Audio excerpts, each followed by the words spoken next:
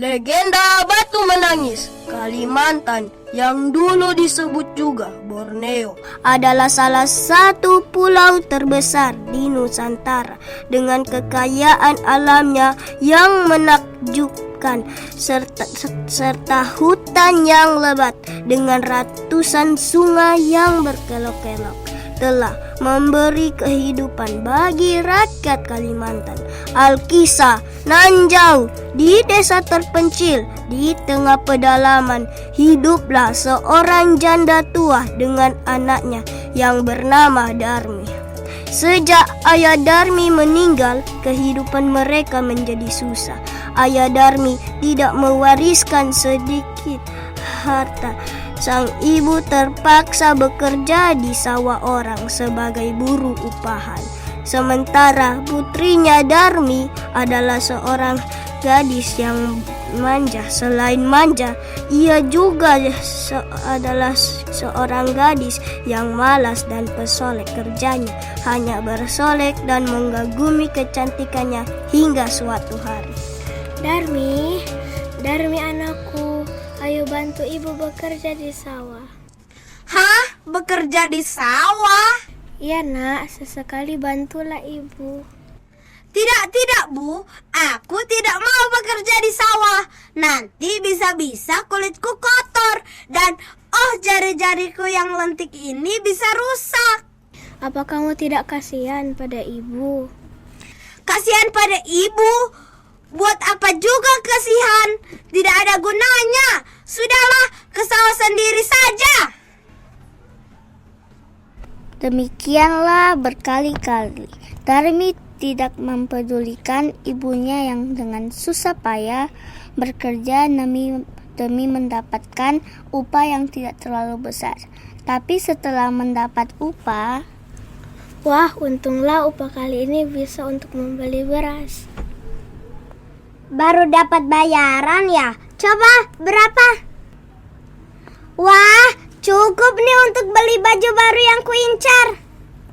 Tapi nak, uang itu akan ibu buat untuk membeli beras. Oh, begitu ya. Ini aku kembalikan. Enak saja. Uang ini kan akan kupakai untuk beli baju baru biar penampilanku tidak jelek seperti ibu. Tapi kita akan makan apa nak jika uang itu kamu ambil? Tidak mau tahu. Karena tidak dapat mencukupi kebutuhannya, Ibu Darmi pun pergi ke rumah tetangganya yang kaya untuk meminjam uang. Ada urusan apa Bu? Kok sampai ke rumah saya? Ada apa? Ada apa Bu? Tidak usah malu-malu, katakan saja. Pak Seno, bolehkah saya meminjam uang untuk membeli beras? Akhir-akhir ini saya kesulitan ekonomi. Lah, bukankah hari ini ibu sudah mendapat upah dari sawah? Apakah tidak cukup? Aduh, suamiku, masa kamu tidak tahu anaknya Darmi? Pasti si Darmi itu selalu minta apapun secara paksa. Benar-benar anak tidak tahu diri. Darmi, rasanya aku pernah mendengar nama itu. Oh, si Darmi yang katanya cantik jelita itu kan? Orang-orang desa sering membicarakannya. Sayang sekali wajahnya cantik, tapi perilakunya seperti itu. Jangan keras-keras, sampingmu itu ibunya. Baiklah Bu, ini ada sedikit uang yang bisa kami berikan. Baiklah, terima kasih banyak Tuan atas pinjamannya. Saat gajian nanti saya janji akan segera mengembalikannya. Tidak usah dikembalikan, anggap saja ini sumbangan. Ya, anggap saja ini sumbangan, tapi jangan sampai uang ini direbut oleh anakmu Darmi. Baiklah Nyonya, akan saya gunakan sebaik-baiknya. Saya pamit dulu ya. Terima kasih atas bantuannya. Nak, ibu mau ke pasar dulu ya. Tunggu Bu, Darmi mau ikut. Sekalian mau beli bedak. Bedakku sudah habis nih. Tanpa bedak, nanti wajahku yang mulus ini jadi jelek.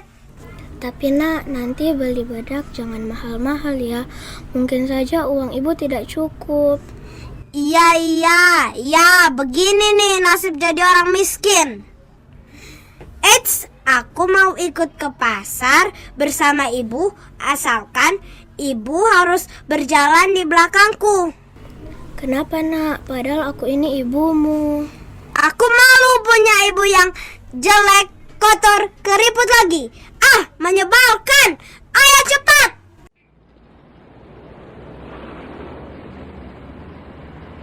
Hai Darmi, mau kemana nih?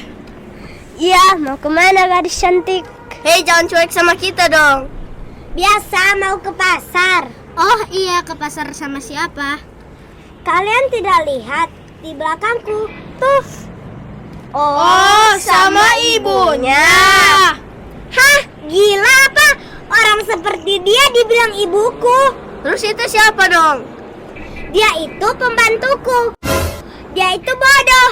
Masa setiap makan aku selalu dikasih nasi kecap, padahal aku kan mintanya daging, bukan nasi kecap. Oh, ternyata perempuan itu pembantumu. Hahaha, maafnya soalnya kami salah sangka. Ya sudah, kami pergi dulu ya. Dah.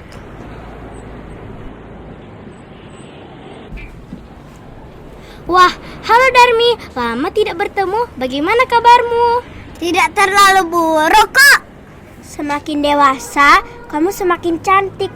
Cocok kalau kamu tinggal di kota. Kenapa kamu tidak tinggal di kota saja? Sebenarnya sih aku ingin tinggal di kota, tapi ya gimana lagi? Kasihan pembantuku yang ada di belakang. Kalau tidak ada aku, dia mau makan apa? Tidak hanya cantik, kamu juga dermawan. Hebat sekali. Aku baru sadar kalau kamu kesini sama pembantumu. Iya, karena dia tidak dapat melunasi hutangnya kepadaku. Tapi ya gimana lagi, aku kasihan. Makanya sekarang dia kubayar dan kujadikan pembantuku. Jarangnya ada orang sepertimu. Ya sudah ya, kami masih ada urusan. Sampai jumpa Darmi. Iya. Bu, ayo cepat. Ada apa? Kenapa menangis sampai segitunya? Ibu Darmi tak kuasa menahan tangisannya. Dia berlari kembali ke rumah dan berdoa di dalam kamarnya. Ya Tuhan, tolonglah hambamu ini. Hambamu sudah tidak kuat lagi menerima cobaan ini. Apa yang harus aku perbuat? Aku ingin mengutuknya menjadi batu Tuhan. Namun itu bukanlah perbuatan yang benar menurut firman-Mu. Wahai hambaku, sabarlah menghadapi anakmu. Suatu saat nanti dia akan berubah dan menyayangimu. Tetaplah sayangi dia, meskipun saat ini dia sering menyakiti perasaan. Baiklah Tuhan, kuatkanlah aku dan perbuatlah seperti yang Kau kehendaki. Beberapa tahun kemudian, Ibu Darmi semakin tua dan jatuh sakit. Ibu, karena ibu sudah tidak bekerja di sawah, kita sudah tidak punya uang untuk makan dan membeli alat kecantikan untukku. Maafkan ibu nak, ibu sudah tidak bisa bekerja dan menghasilkan uang. Melihat kondisi ibunya yang sudah tidak bisa bekerja, akhirnya dengan berat hati Darmi pun ke sawah untuk memanen beras. Capek sekali rasanya bekerja seperti ini. Dulu aku hanya tidur-tiduran di rumah dan menunggu ibu pulang membawa hasil panen beras. Ternyata seperti ini rasanya bekerja di bawah terik matahari. Akhirnya Darmi pun menyesali perbuatannya dan merasa bersalah atas perbuatannya selama ini kepada ibunya. Setelah memanen padi, akhirnya Darmi pun pulang ke rumah sambil membawa upah hasil panen padi hari ini. Di tengah jalan ia bertemu dengan teman-temannya yang berpenampilan indah. Berbeda dengan penampilan Darmi yang kini sudah tidak lusuh dan seperti dulu. Darmi, kenapa penampilanmu sudah berubah? Selama ini aku sudah hidup dengan cara yang salah. Orang yang dulu aku sebut pembantuku, dia sebenarnya ibuku. Dulu aku begitu sombong dan sering membuatnya sedih. Sekarang aku sadar atas perbuatanku dan menyesal sudah sering menyakiti hati ibuku. Sekarang aku tidak tahu membalas semua kebaikan ibuku. Pulanglah dan minta maaf kepada ibumu Darmi. Rawatlah dia dengan penuh. Baiklah teman, terima kasih sudah mengingatkanku. Setelah tiba di rumah, Darmi langsung memeluk ibunya dan meminta maaf atas kesalahannya selama ini. Ibunya pun memaafkannya dan mereka berpelukan. Bu, Darmi minta maaf atas kesalahan Darmi selama ini dan berjanji akan selalu merawat dan mengasihi ibu seperti ibu mengasihiku. Ya nak, Tuhan mendengarkan doa ibu dan dia tidak pernah meninggalkan kita. Rencananya indah pada waktunya. Akhirnya mereka pun hidup dengan saling mengasihi. Darmi begitu menyayangi ibunya dan tidak pernah lagi membuat ibunya sedih.